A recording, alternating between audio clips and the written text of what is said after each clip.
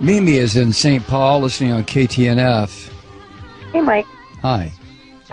Well, I'm confused. I want to talk about Israel. And so, can you even imagine any other country in the world allowing 530 rockets to fall before it took a step to defend itself? And then hearing the last segment, you guys were talking about not wanting to help fund the Iron Dome. The Iron Dome isn't just to protect Israelis.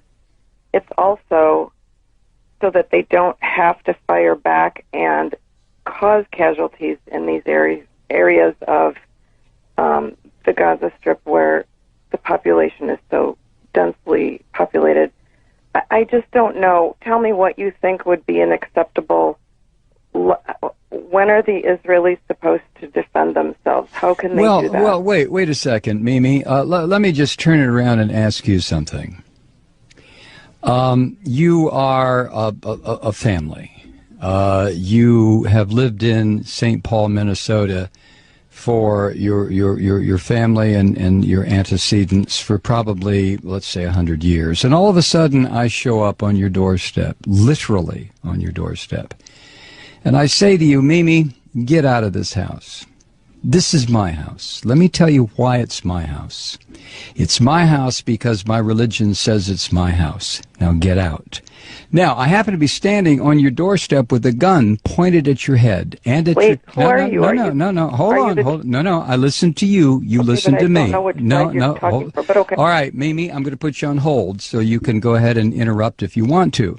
But I'm standing on your front porch, and I order you and your family out of your house. And I tell you that it's my house, not your house. And the reason it's my house and my block and my neighborhood is because my religious belief says it's mine. And you sit there and you say, well, no. What are you talking about? We've been here 100 years. I'm sorry. Get out, Mimi. So you leave. And the reason you leave is because you know if you don't, I'm going to blow up your house and probably blow up your family. So you leave and you move down the street. And for the next 60 years, you sit there and you get very, very angry because I came into your house and told you to get out. So what you do, Mimi, you decide, well, I know what I'll do. I'm going to start throwing rocks at what used to be my house, and it'll break the windows. That'll make that damn Malloy move. So you start throwing rocks. And then I come outside and I say, Mimi, were you throwing rocks? And you look at me rather sheepishly, and that's when I level an RPG at you and your family and your house, and I pull the trigger, and all of a sudden, whoosh, you're all gone. Now, which is the terrorist? You tell me. But tell me on another phone call, Mimi, because I'm not going to get involved in a big discussion about this. Thank you.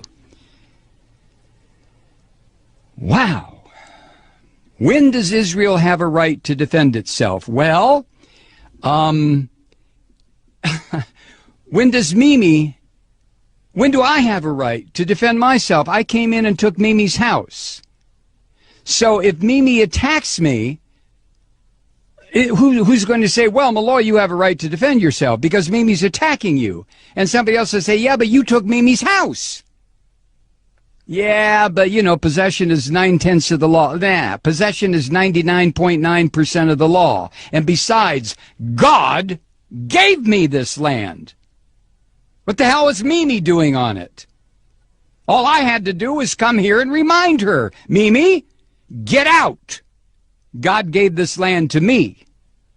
Now, if Mimi doesn't like that, she can go live in the little ghettoized area that I've set up for her near the Mississippi River in St. Paul, where there's bad electricity, bad water, the fish are no good to eat, and Mimi can stay there until hell freezes over. Or Mimi can throw rocks at my house, used to be her house, in which case I will level a couple of grenades at her. So the question, Mimi, is not, when do I have a right to defend myself? I stole your house. I stole your neighborhood. I stole your friend's house. I stole the corner grocery store. I took it all. When do I have a right to defend myself? You have to be kidding.